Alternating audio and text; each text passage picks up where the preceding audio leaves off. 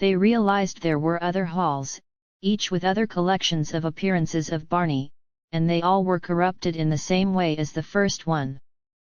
These were more concentrated around the center, which must have been the center of Barney's mind.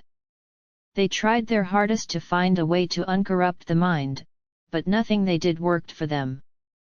If they wanted to get the original Barney back, they would have to separate the evil spirit from him, and doing it the easy way through his mind was not going to work.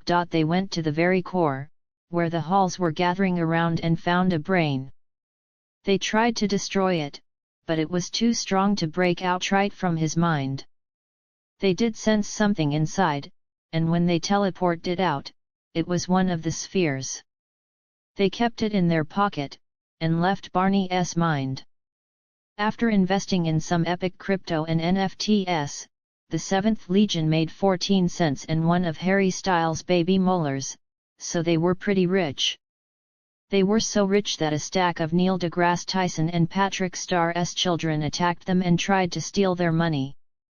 IDK Sterling came to the rescue, and turned into the ID copter, and Thanos was here since he had his name on this win like the Thanos copter. Together, these copters merged into Copter, who joined the 7th Legion and knocked away the stack. Then they saw an advertisement for foreign singles seeking shelter and love in their area, but since they knew this was a scam, they destroyed the entire internet. However, the dead internet theory was real, so it what the skibidi all over Baby Gronk. Baby Gronk didn't like this, so he ate the dead internet theory and had a daughter with Haspala. This daughter absorbed her parents, turned into Georgium Sidus, and joined the 7th Legion. John Lennon. Peter's sphere was elusive, so they recalled the poem for him for any hints. Most of it was useless, but the last part mentioned that he had a family who he casted away. They found Deadpool, who was well known to be his sister-in-law. Deadpool joined the 7th Legion, and told them that Peter had once controlled the element of fire, while each of his friends controlled a different element. Joe had water, Quagmire had earth, and Cleveland had air. This was completely irrelevant. They found these three friends, and after combining them into one being, they fought. Quagoeland launched a really big Times New Roman at them, so they ducked under it and turned it into a moderate-sized Comic Sans. This summoned Sans Underman, but he was taking a long time. Quagoeland attacked them more and beat them up, but before he could win, Sans Underman came on up and hugged his toes. This disintegrated him, and Sans Underman rearranged the dust to resurrect Quagoeland the exact same, except he would be nice. The two of them joined the 7th Legion, and Quagoeland explained everything he knew about Peter. Apparently, everything in the Peter family was going just swell, with the plot of Family Guy occurring. Then, during one night, a strange being entered Peter's room and whispered into his ear for an hour straight while paralyzing him and Lois. It went under their bed and disappeared without a trace, and Peter was never the same. He began to never speak except for murmuring strange phrases to himself, then he stopped eating, then started doing nothing but staring at the sky, even the sun. He then started to attack his family and friends, and they called the police, who took them to a mental hospital. He eventually escaped from the hospital, and went back to his home. He spoke what sounded like another murmur, but it was louder. They realized it was a spell, and suddenly, his family members were all encased in cages. The being appeared and told them all that Peter had made a spell which vowed for his family to be taken away, as they only distracted him from his goal. The cages then disappeared, taking the Griffin family with them. Peter then completely disappeared, but rumors were heard that he began traveling the Sephiverse, gaining more power by stealing power from artifacts and deities, such as Kot. The 7th Legion asked where Peter's home universe was, and Quagoeland took them to where it was. Peter likely went on a rampage here, as it was all destroyed or in ruins. They went to his home, and looked back in time. The being who talked to him was very familiar, and looked just like Lanrit. They listened to what he told Peter, and it was some sort of a speech to try and convert him to his side. He seemed to realize Peter's great potential, and gave him magic abilities, while telling him incomprehensible secrets about the nature of everything, which were so insanity-inducing that they would have driven the 7th Legion crazy if they were smart enough to understand. They thought about where to look around, but found nothing. Just as they were about to leave, they realized they could trace where the cages with the griffins went. They did this, and it took them to, for the millionth time, a void. This void was magic blocking, and had nothing but red pillars of varying heights haphazardly scattered around. They started doing some parkour on these, reminding them of a certain civilization, but still saw nothing, and they realized they had no way out. Hours later, they finally stumbled upon something different. In the distance, they could see a gigantic red pillar with a castle on top. They went over to it, but it was so elevated that they had to scale up the pillar, hoping they didn't slip and fall into the abyss. They made it up, and went inside. The castle was mostly empty, but they found a dungeon. In this were strange creatures from all over the Safuvers contained in cages, as well as the griffins. They tried freeing them, but without magic, there was nothing they could do. They went back into the castle, and continued to climb up, until they found the throne room. In this throne room, there was a being sitting on the chair. He was slumped over and motionless, but when they touched his shoulder, he began floating out of his chair and straightening out. He revealed himself to be that one Turkish guy who got a silver medal with no special gear. He said nothing, but pulled out his weapon from underneath his robes, and began firing at them. His shots at first missed but only got more and more close. Eventually, they started to hit, and they began to take damage. He would target whoever the closest person was, and it soon became a losing battle. They didn't know what to do, but realized he couldn't have unlimited ammo, and they would just have to wait him out. They were all beginning to go unconscious, so they had to make sure to not get hit very much more. Whenever he fired, they would throw themselves into the floor, and when he started firing more downwards, they would swing their bodies in a random direction. This went on for another minute or so, and he could only make about 1/5 of the shots hit. He then ran out of ammo, and tried to flee. He jumped out of the castle window, but they caught him by the hood of his robe. They pulled him back in and pinned him down. They asked what his backstory was, and he told them the following words. Way back when I was just a little bitty boy living in a box under the stairs in the corner of the basement of the house half a block down the street from Jerry's bait shop, you know the place. Well, anyway, back then life was going swell and everything was just peachy. Except, of course, for the undeniable fact that every single morning, my mother would make me a big old bowl of sauerkraut for breakfast. Ah, big bowl of sauerkraut. Every single morning. It was driving me crazy. I said to my mom, hey, Mom, what's up with all the sauerkraut? And my dear, sweet mother, she just looked at me like a cow looks at an oncoming train. And she leaned right down next to me and she said, it's good for you. And then she tied me to the wall and stuck a funnel in my mouth and force-fed me nothing but sauerkraut until I was 26.5 years old. That's when I swore that someday I would get out of that basement and travel to a magical, far-away place.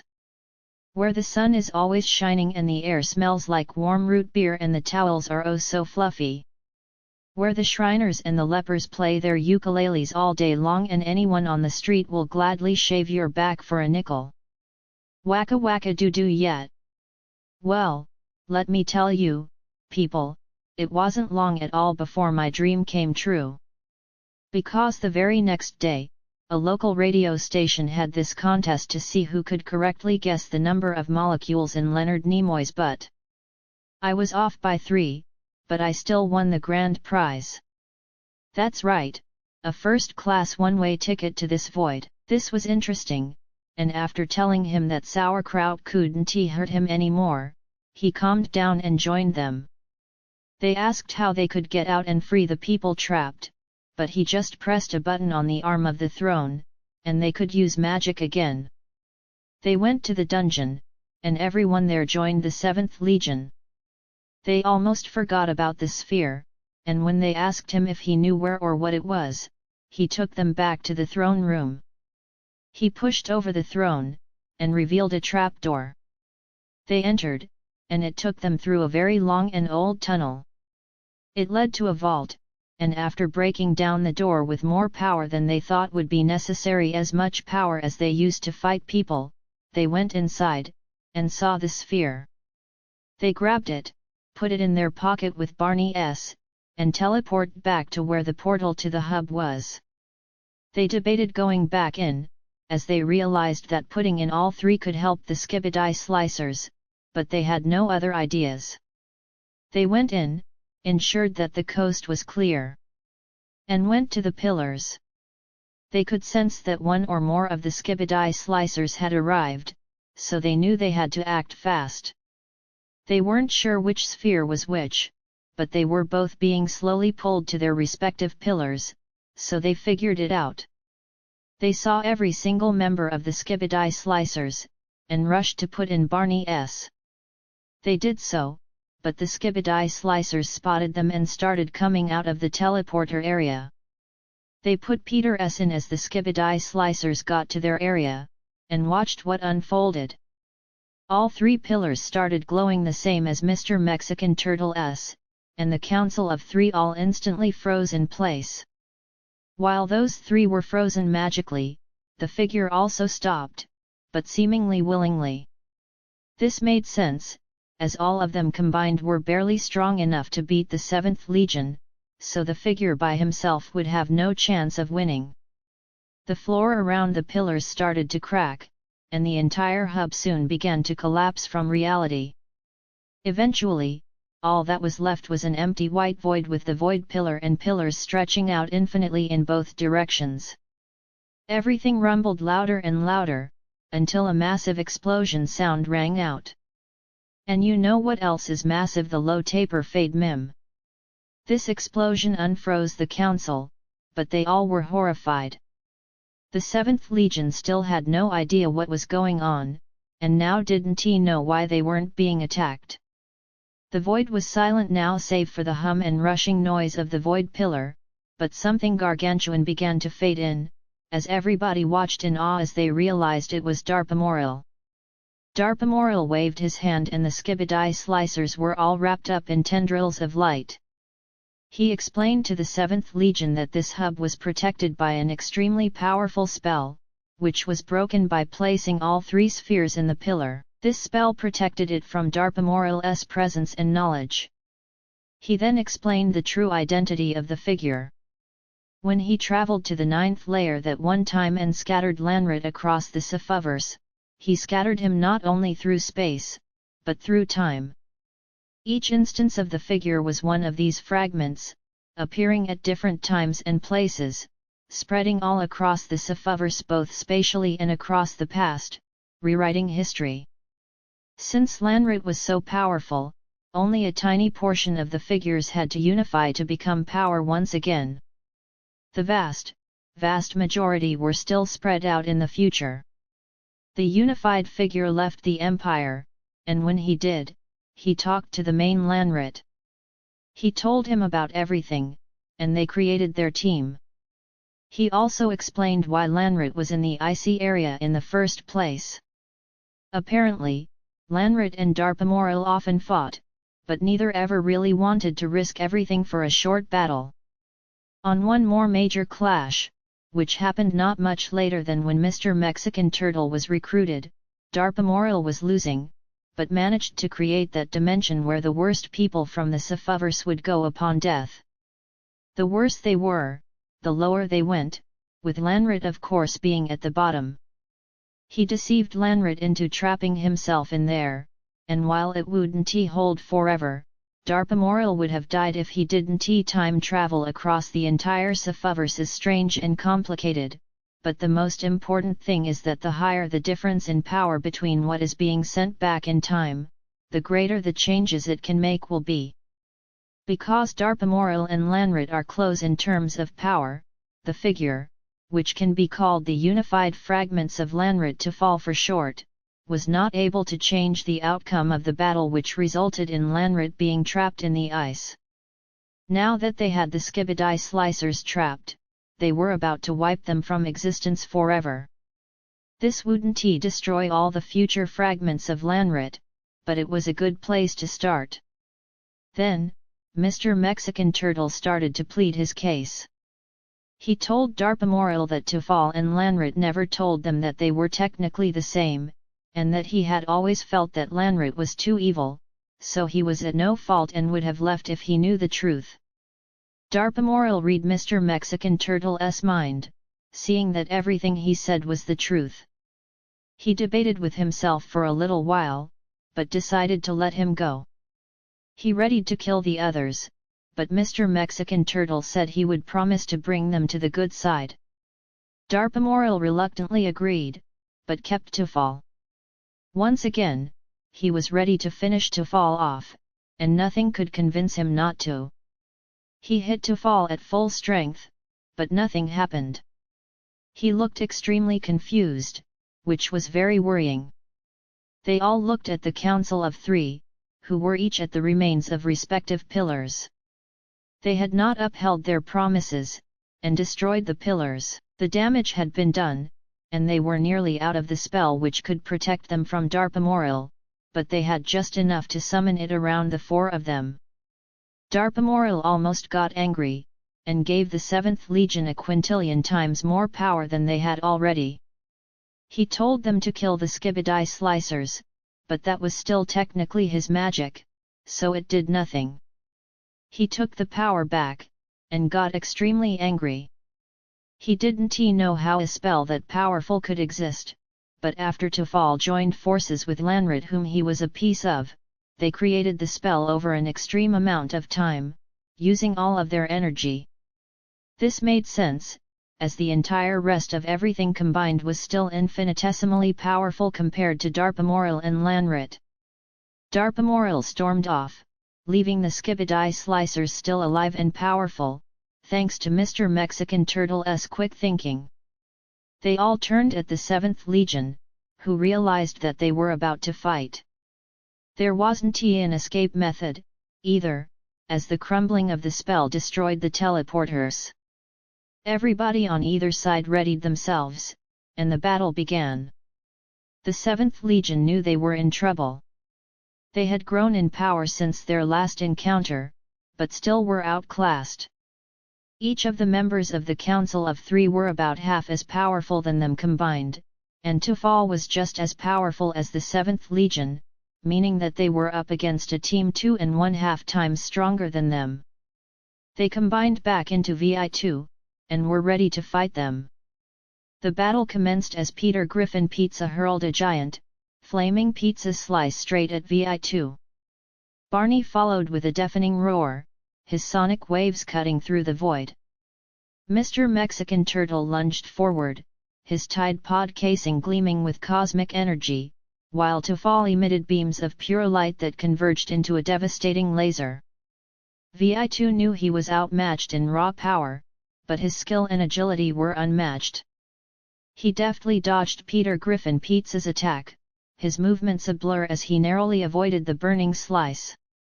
As Barney's sonic waves approached, VI2 manipulated the cosmic energy around him, creating a barrier that absorbed the impact. In the next moment, Mr. Mexican Turtle and Tufal combined their assaults. VI2 used his cosmic awareness to anticipate their every move, weaving through the barrage of attacks with grace. He generated a field of pure energy, reflecting Tufal's laser beams back at the team, causing them to scramble. Sensing an opportunity, Vi2 unleashed a flurry of precise energy blasts at Barney and Mr. Mexican Turtle. While the blasts weren't enough to defeat them outright, they disoriented the deities just enough for Vi2 to gain a crucial advantage. Peter Griffin Pizza, Barney, Mr. Mexican Turtle, and Tufal regrouped, their combined fury focusing into one final, coordinated attack. Vi2 gathered every ounce of his cosmic skill, channeling the energy of the universe into a single, decisive move. As the deity's combined attack converged on him, Vi2's form glowed with an intense light. In a blinding flash, Vi2 unleashed his ultimate technique, a cosmic wave that neutralized the incoming assault and enveloped the deities.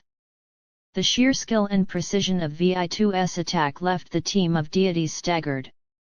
As the light faded, the battle picked up in intensity once more with an unexpected move from Tufal. He unleashed a dazzling array of beams, each one targeting a different angle. Vi2 quickly created barriers of energy to deflect the beams, but the attack kept him on his rather stinky toes. Next, Mr. Mexican Turtle charged forward with a spinning attack, his Tide Pod filling glowing with cosmic energy. Vi2 dodged the initial charge, but Mr. Mexican Turtle followed up with a powerful energy blast that forced Vi2 to create a protective shield. Barney then unleashed a series of controlled bursts of purple goo, each one carefully aimed to disrupt Vi2's movements. Vi2 weaved through the bursts with agility, but the fight's pressure began to wear him down. Peter Griffin Pizza, waiting for the right moment, hurled a giant, flaming pepperoni storm from above. Vi2 barely had time to react, deflecting the attack with a burst of energy. However, the combination of assaults left him momentarily vulnerable. Seeing an opportunity, the deities attacked in quick succession. Tufal's beams converged into a concentrated laser, Mr. Mexican Turtle's energy blasts created shockwaves, Barney's slashes formed a continuous barrage, and Peter Griffin Pizza hurled smaller but faster flaming globs of sauce. Vi2 realized that the deities were using a dynamic and unpredictable strategy, making it difficult for him to anticipate their moves. He needed to adapt quickly to overcome this new challenge.